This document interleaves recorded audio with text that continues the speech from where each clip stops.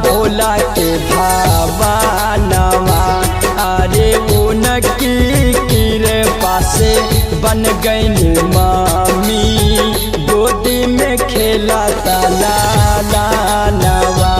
अरे उनकी कृपा से बन गई मामी, गोदी में खेला लाला नवा।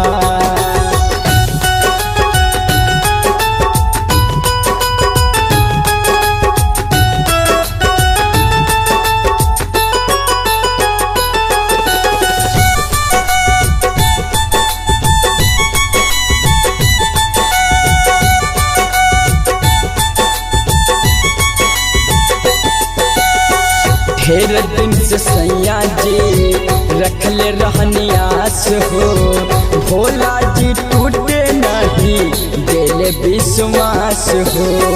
गरजे बदरवा बोले में ढकावा, छोड़ा बनाही सो मारवा। अरे उनकी कृपा से बन गई मामी, गोदी में खेला लाला नवा।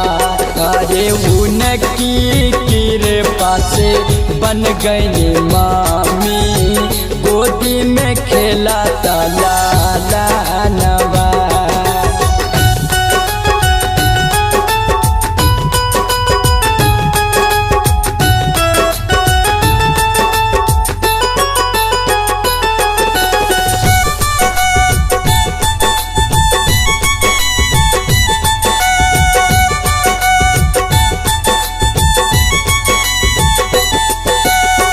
कांवरा लेके सैया तू चल साथ हो, भीरवा में पकड़ी हमर रखी हाथ हो।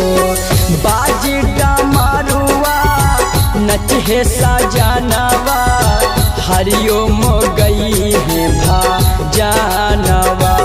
अरे उनकी कृपा से बन गई मामी, गोदी में खेला लाला नवा।